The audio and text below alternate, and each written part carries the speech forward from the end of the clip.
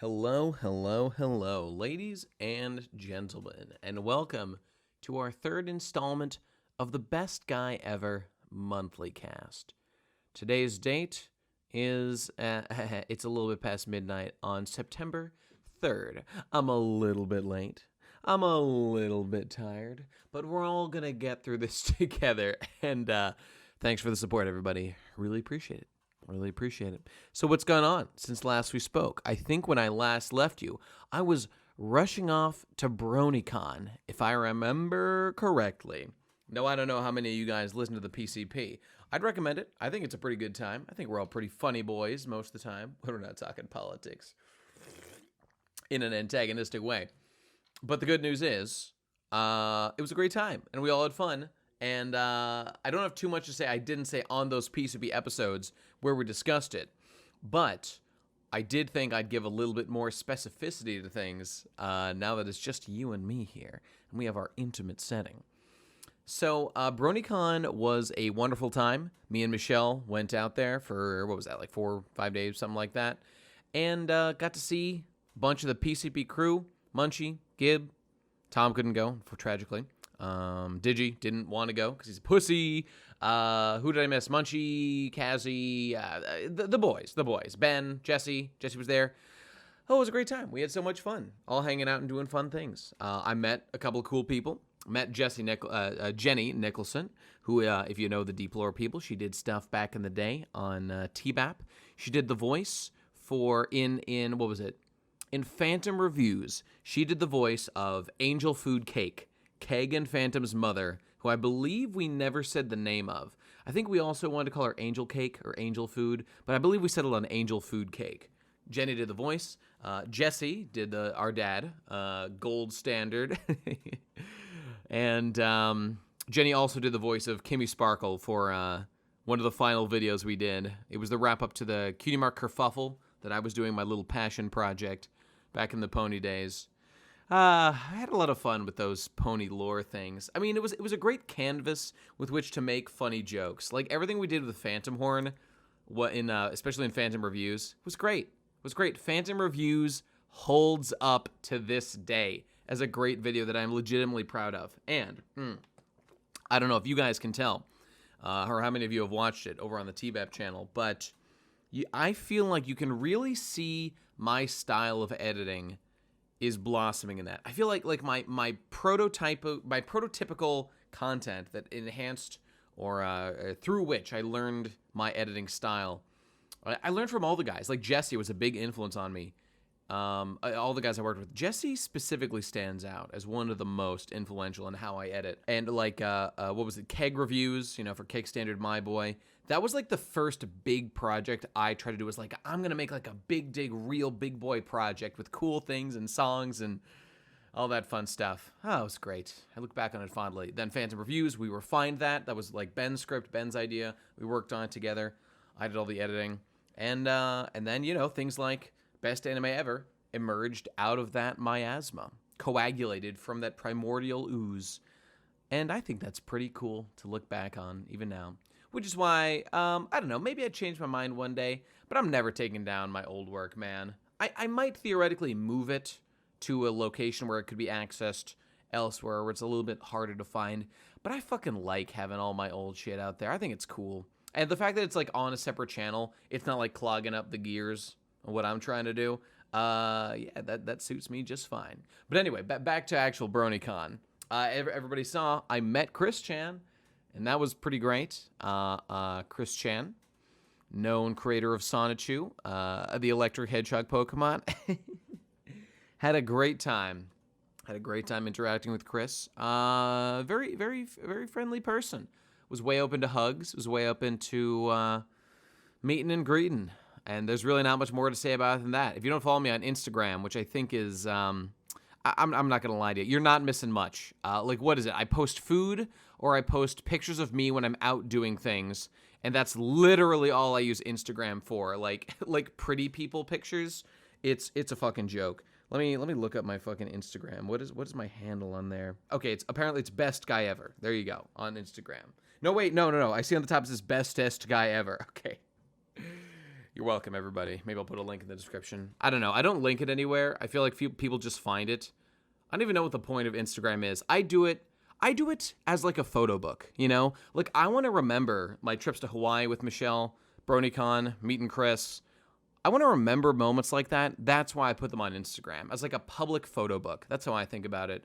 So I like to think it's not totally masturbation, but I don't know. You know, another thing about Bronycon relates to like overall interpersonal stuff and for me, PCP stuff. And it's that, you know, online, it's so, you know, I'm trying, notice I do that? I'm trying to work on smacking on my lips when I do these things. Shit post. Talk shit if I do it. I'm trying, oh, I did. Okay, I just sipped water. I'm going to give myself a pass for that one. I'm trying, or rather, I'm observing that when people interact in person, this has long been my belief and my contention. People online, I'm such a genius to think of this, everybody says this. People online are jerks. People in person are much, much nicer. They're a million billion times nicer when you meet someone in person. And beyond that, there's like a PCP RadCon phenomenon, or like I don't know. Everyone loved the bonus episode, the normal PCP episode where we met after Bronycon, because we had so much life to talk about, and I got to do my great Diamondback story, which I'm very, very proud of.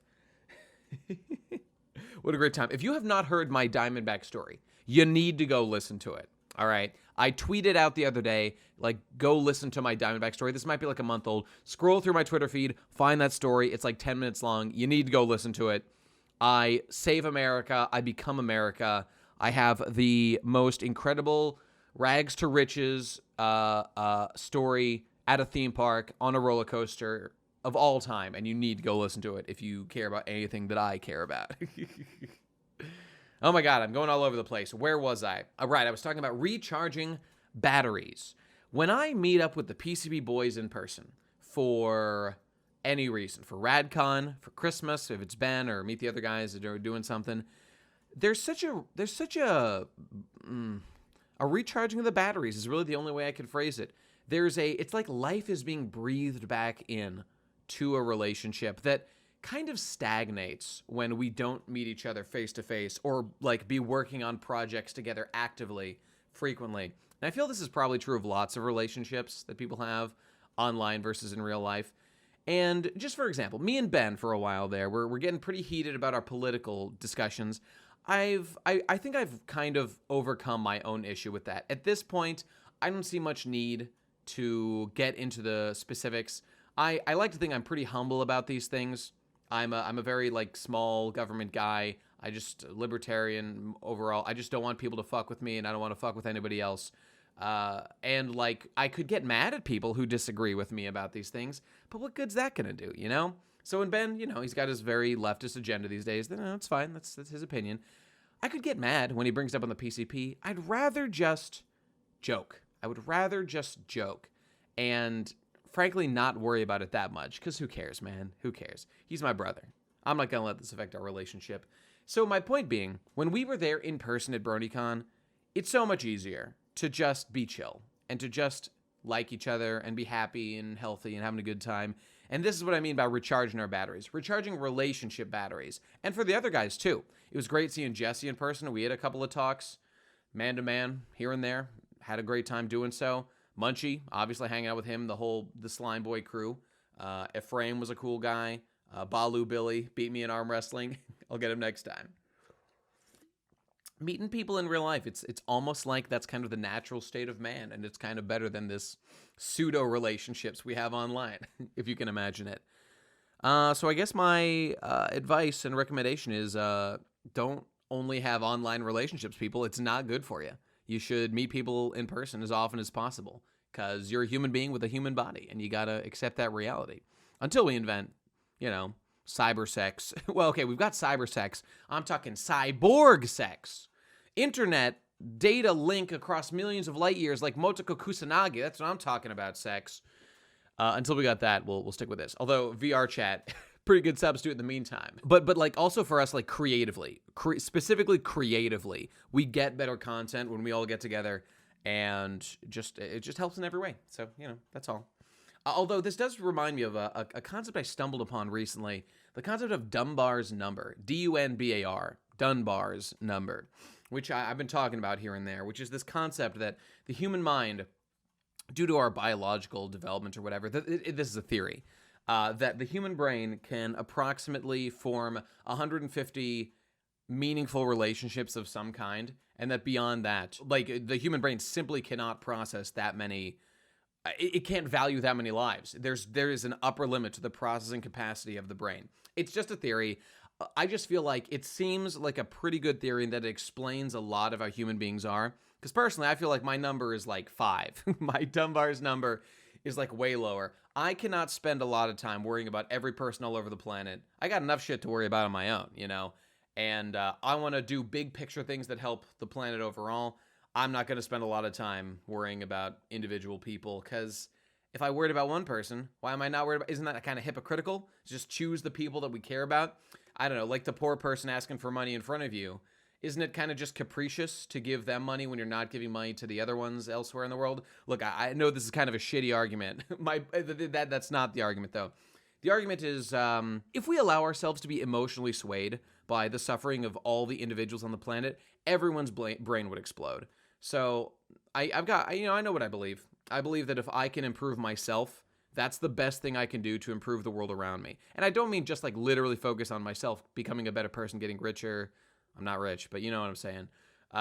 As opposed to, I'm talking about like engaging in a healthy, productive, positive way with your environment, with the people around you, being courteous, being kind, being generous, you know, in a meaningful way, but not in a way that's exploitable, in a way that is long-term sustainable, rather. I guess that's really what I'm talking about. And I've got to make sure that, specifically economically, I've got that shit handled on my end, you know? So for me, that's always my top priority. Make sure that my house is in order before, you know, trying to fix the world around me.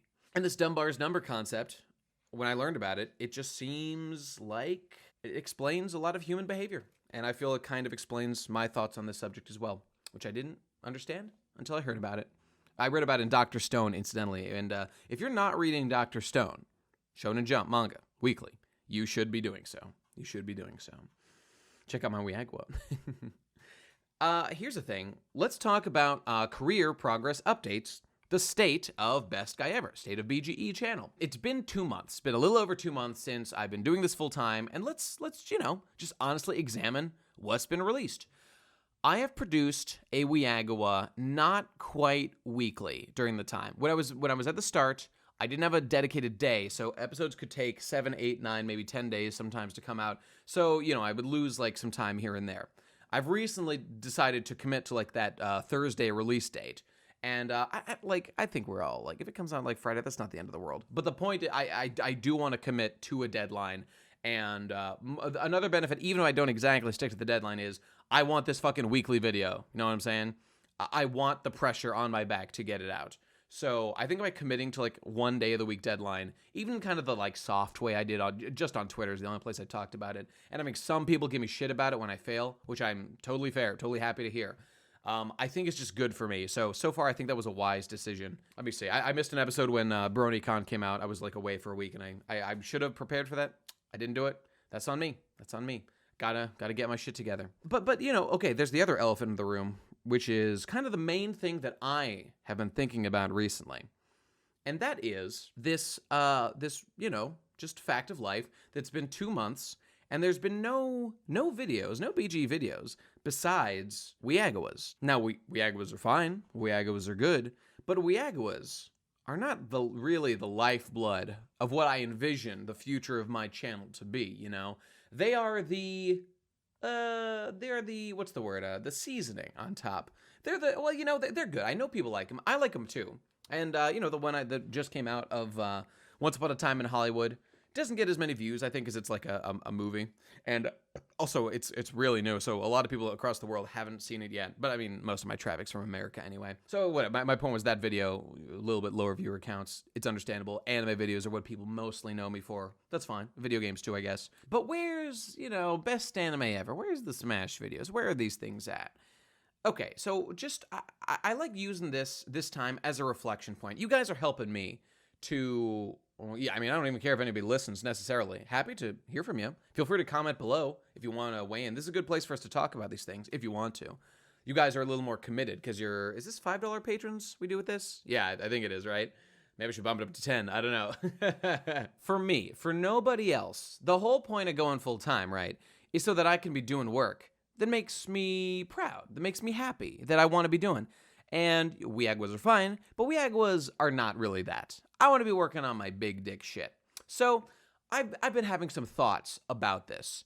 And I'll tell you right now, people, there's one thing that I'll just say that by the time we get to the next episode of the BGE Monthlycast, in the 1st of October or so, I will have some piece of news to share with you, I think. I am working on one development that could possibly blow this thing wide open in the best of ways, that could way help out on this thing, and we will see how that goes. I won't tell you what it is, but next month when we talk, I may be in a much better position when it comes to having time to work on other stuff. And then weeagwas are coming out. I have more time to do other stuff. We will see. We will see. But I've been thinking about a lot of things. And, we all know, or rather, I suppose you don't know. I know the main thing I need to fix is my scheduling of my time. Because by losing a direct boss or like a time to clock in and clock out, the reality is that, like, it doesn't feel like I have as much time in a day anymore. And I'm sure the reason for that is because I've kind of softened the edges of my day, where I kind of fritter some time away doing stuff that's not as important. I don't know. You can kind of goof off when you know you've got all day to do things. And this is not acceptable. This is not the dedication I need. So personally, I'm really working on disciplining myself. I'm going to be getting up earlier. I'm going to be, I don't know, hitting the editing bay faster, getting episodes recorded faster. All these things are on my mind. And you know what else I'll say? You know what else I'll say about this? It's that my financial curve that I'm looking at, right? So right now, it's not where it needs to be for long-term stability, right? So I need to make some improvements. Need to get more patrons, need to get more ad revenue, blah, blah, blah, blah, blah. All those things are, improved. You get more eyes. So this is my quest. I've got a good 10 months before we, do the big evaluation or whatever, which, I don't know, shouldn't be thought of as a guillotine at the end of this thing if I don't succeed or anything, but it's a helpful mark that for me to keep in mind. So I'm thinking about how to get that curve up and what is trajectory is life. Am I breaking even? Am I going down? Am I going up? Blah, blah, blah. I'm really considering what needs to be done to make sure that's moving in a positive trajectory. And right now, it needs improvement. It needs improvement to be where I need to be for long-term sustainability, and I need to figure out what needs to be done for that. So getting more weeagwas out, if that's one solution, that's what I will focus on. If getting the other big projects out seems to be what needs to be done, that I'll do too. And I want to do all these things, obviously. This is the whole point of going full time. It's tricky. It's a pretty complicated balancing act for me. I've never had this much freedom, and it's a lot of responsibility on me. Now, I owe a certain amount of stuff to you, the patrons, so this is my responsibility. But I think we all know at the end of the day, like, it's up to me, and no amount of force can make me produce as much as is necessary and get all the, make all the stuff work out, crunch the numbers, make sure that everything's looking good for planning and financial security and all this stuff.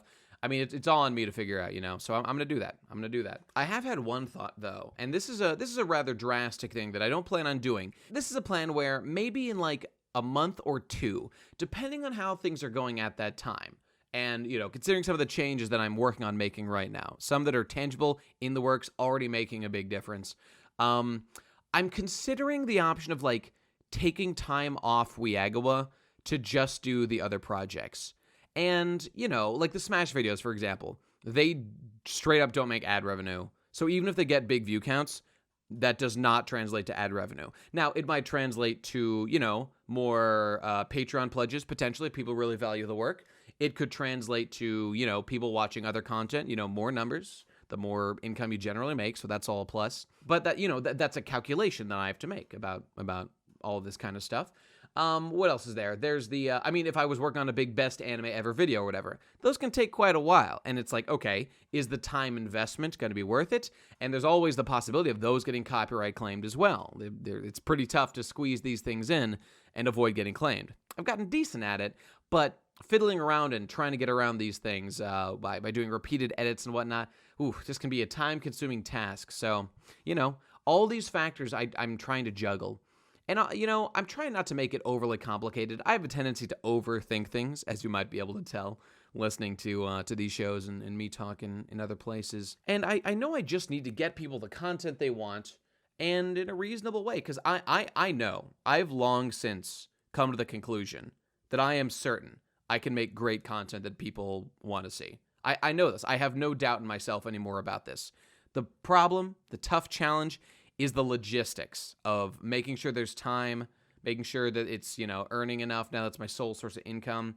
Balancing these things and figuring these out. These are the great riddle of my life. The content itself, if I sit down and dedicate my time to it, I have zero doubt it will be good content. But that's just the thing, man. That's just the thing. I gotta have the time to do it. So this is what I'm working on. And if in a couple months, I need to get one of those out. I mean, if fucking 4 months have gone by, I haven't gotten out any videos besides Weagawas. I mean, that's just no good. That's not working out for me, Chief. And something we need to change. Like 4 months doing this full time, no side video, no main video rather. That cannot operate. In which case, something like Weagawa might need to be downgraded or bumped to, I don't know, monthly or something like that. I don't know. But we can't forget. I got to keep our eye on the prize. You know what I'm saying? So all that stuff I'm keeping in mind. Now, some people I had heard saying they were interested in financial advice. And, a lot of the talk I do on this state of the BGE stuff, hopefully people are interested. Please let me know if you are interested in that or if it's boring. Because if you guys just, it's technical, maybe it's depressing, you don't want to hear about it, I'll be happy to talk about other stuff. But I think it's interesting. And using this is like a way to keep track. I think it's kind of cool. So let me know what you think about that. I will look at the comments of these because I got very few last time. They're small, but they're relatively high quality because this is behind a paywall and all that. So, I'm happy to take a look at any suggestions for pretty much anything. But financial advice. You guys want to hear some financial advice about stuff? For the record, I am not an expert. I'm a 29-year-old guy. I've had one real job. I do have a good amount of savings in the bank, but let's be real. Most of that was just because I had a job that paid me well enough that I didn't have to stress and do a ton of financial, fiddling and stuff. So people who are poor and are making ends meet are probably like quote unquote better with money, with like specific money management. But I can tell you what I do know, which is that, okay, here's one. Now, here's an obvious one. Let me just throw this at you. My boy Digibro did not know this when I said it to him. And this depends on what tax bracket you're in. But for people who are not making, definitely making under like $100,000. If you're making 50 grand or less a year, which is probably most people listening right now, maybe some more. I don't know. If so, great. Just know these numbers would change. In America, your income tax, you get tax on your income. And what you got to do, this is what I do, this is what other people do. When you get a check in the mail, it's your income for that month. And then let's just assume all your income's lumped into one check we're talking about right now. All of it together. Because mine comes from a bunch of different sources. You know how it is. What you want to do is, for me, what I do, and my tax bracket, I chop 25%. 25% I do personally out of that income, and I put that in a savings account. Now, that's not to save that money. I sure make an interest. Okay, cool, great. Not a ton, but it's doing that. And that money will be taken by the government at tax time the following year. That is not my money. 25% of it, not mine. And like if you're over 100%, you're going to probably want to put aside a third or more of your money because that's how much the government takes. Do not let yourself make the mistake of thinking that all the money in your bank account is actually yours. Because in effect, it is not, and it will be taxed unless you're doing something like this and specifically putting that money aside so you won't need to worry about it. This is the thing that everybody should be doing. Now, if you're making so little money, you're not even paying taxes, then I guess you don't need to worry about it. But hopefully everybody is making enough to like fucking survive. So this is what you should be doing. What else is there? And I'll be straight with you. This is like this is the main thing I did. The main thing with my finances I did. Because I just didn't buy a lot of shit back in the day or now. The most expensive things in my life right now are trips to various places, like the trips to like Hawaii or whatever that me and Michelle do, on occasion to visit her family and stuff. Those are the biggest, like single expenses and stuff. And they're great. They're fun, but you gotta fucking make sure that you can afford them and shit. So I'll tell you another thing I do, and I'm doing this right now as well. I have a spreadsheet, and the current one I'm using started on July 1st, the day I started being a full-time YouTuber. And it's tracking my total money, all the money I have to my name, and I have my accounts. And I was thinking, I was thinking of putting like PayPal, like my other places where money can be, but I don't know, whatever. I'm on the fence about including stuff like that. For me, it's like my actual money sitting in a bank. It's all added up. I've got a spreadsheet with it, and I made a bar graph that goes with the spreadsheet. And what I'm doing is every month, for the first of every month, I'm going in, I'm taking the money I have in my accounts, I enter this into the spreadsheet, I get a total, I take that total, I put it into a chart that just shows the progression. I'm tracking it for one full year to the, July 1st, 2020. And I have a bar graph. I have a line graph that is showing me the trajectory of my income. And it is based on that bar graph, that line graph. That's how I know if I'm meeting my goals, if I'm not meeting my goals, if I'm making plenty, how much I can, put aside, how much I am in the hole, and how much more I need to make to break even, or, blah, blah, blah, any of that shit. So this is something that I find very useful, and I'm super happy to be doing, especially for the kind of thing I'm doing this YouTube business. And, I've got like a limited time here that I'm trying to track with this for 1 year. It's pretty easy to do. So it's really helping me visualize what needs to be done and be aware of. Like, you want to know not just like the overall trend line. You want to look at the specific numbers too and be like, oh, this was like a bad month, or oh, this was a good month. Yeah, that's good. What was different between these months? Let's, dig in a little bit. I've got notes in there about like big expenses from those months and stuff. Everybody should do things of this nature. I'm just a big believer in the more information you have, the more well-equipped you'll be to deal with the challenges of life, whatever they may be. Although, to be fair, you can get some analysis paralysis if you have too much. But this chart certainly is not that way. This is not that way. So, I don't know. How's that? Was that helpful? I also have other spreadsheets that I just track my incomes throughout the year, like in total, and all like the bills I'm paying and stuff. So, I don't know. Those are kind of useful too. Any of these that sound useful, I encourage you. Make a free fucking Google Drive account. Make a spreadsheet. Go fuck around with it and learn how to be a real business boy. Yeah, how's that? Helpful? Good. Fuck you. You know another thing I love? This was the inspiration for the Tarantino cast, the Once Upon a Time in Hollywood, Weagua. By the way, Tarantino cast be out very soon. If you're hearing this, you'll probably be one of the very few. While it's still in monetization clearing. There's some rough language in there. I did some bleeps for the stuff that might actually get me a strike, potentially.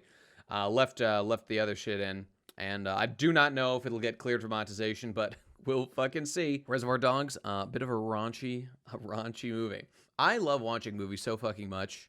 It is perhaps watching movies while playing video games is probably the most euphoric experience in my life. Now, you could also substitute movies with, like, Star Trek episodes. Now, the reason Star Trek, and the way I got through Star Trek, and the reason Star Trek is so great, is that people will tell you otherwise, but you really do not need to look at a Star Trek episode, like, you could even say entirely, but, like, for 90% of the episode, you do not need to be looking at the screen. It's nibbas standing around, talking to each other. You can vibe voice. You can tell what they're doing. There's almost no action. I'm talking about Next Generation specifically, but it also pertains to Deep Space Nine and also the original. Which I've almost finished now. And then on to Voyager, baby. And every Star Trek episode's an hour long, which is, it's succulent. It's so, ooh, baby. Oh, yeah, that's what I'm talking about. It's great. And there's so many fucking episodes, season after season after season. I think there's 7 seasons of both The Next Generation and Deep Space Nine. I could be off about some of that, but there's so many. And I love it. But watching movies is so very enjoyable for me. So very enjoyable. I've been bringing it up a lot on the PCP. I'll be like referencing movies that I've watched recently and like relating it to the conversation in some way. There was that Lithuanian samurai episode that me and Mage talked about, and I just kept bringing up The Last Samurai and shit. I fucking love The Last Samurai, man. And, one thing you may note, people, I don't know how many people are aware of this, but here's something that you might find fascinating. I kind of go into this is deep lore. I kind of go into my Smash confirmed videos with a couple things in mind. There's a couple pieces that you could probably tell just by looking at them. I'd like to do like an analysis of my own videos. Maybe this is it right now. I go into each of those projects with a few things. 1, the character, obviously. 2, the song. These are the 2 most important elements. But there's a third element. There's many elements, but there's a third one that is actually pretty relevant to the whole thing. And that you'll, when you think about this, when I tell you this, you'll probably think it's obvious in retrospect if you didn't already realize it.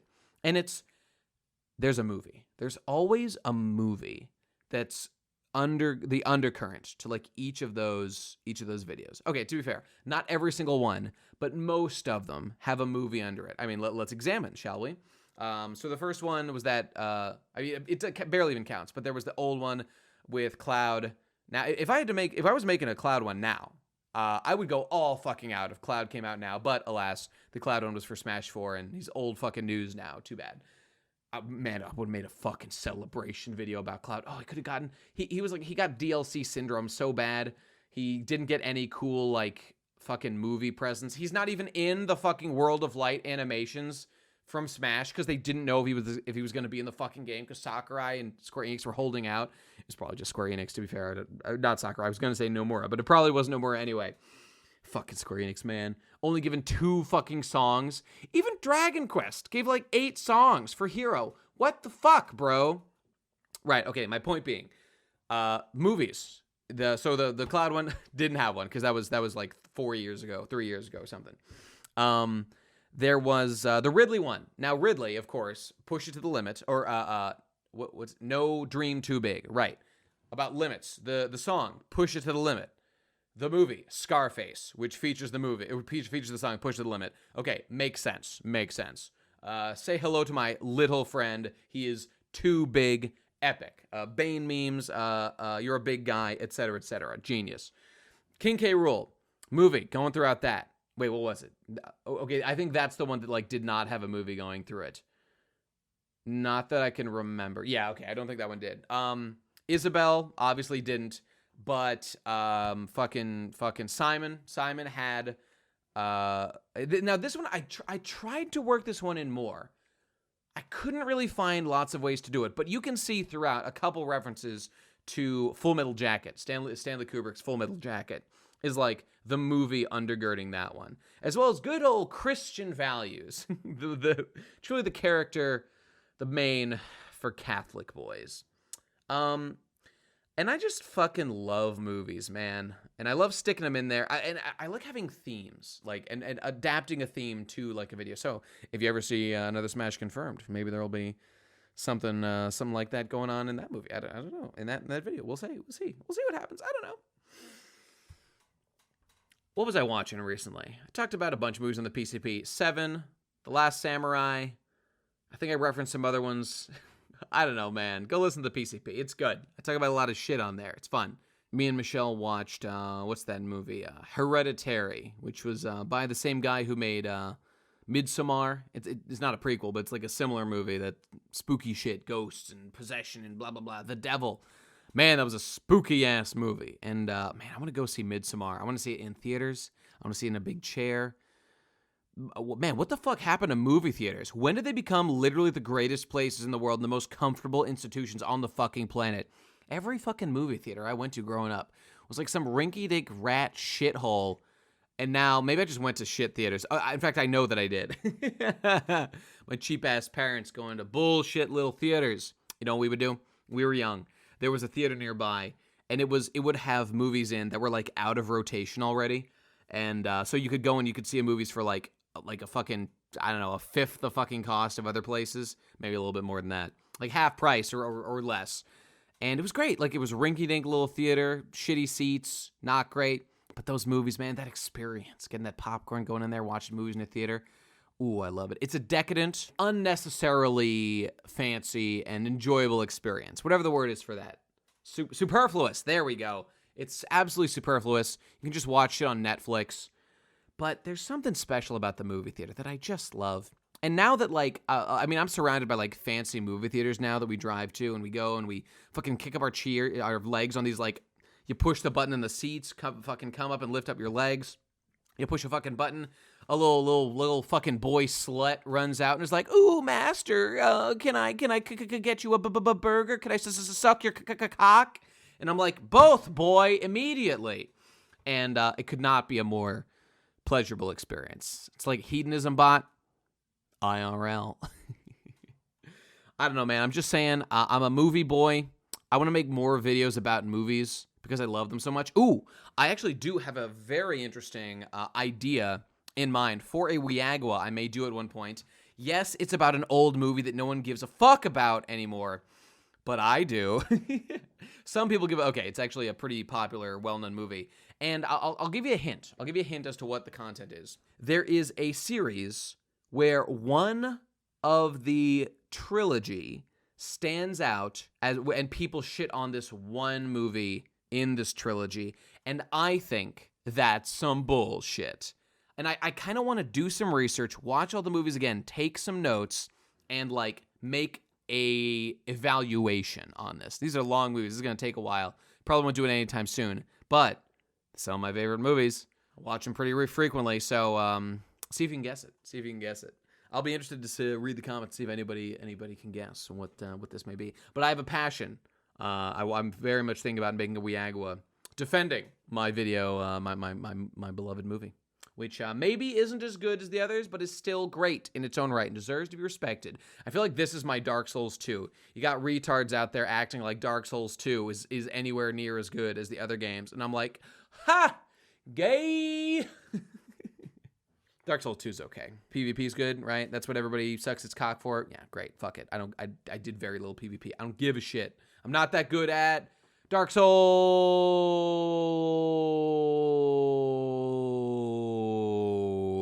I want to play solo games only, baby. Speaking of which, I'm going solo, lads. I think that about wraps it up.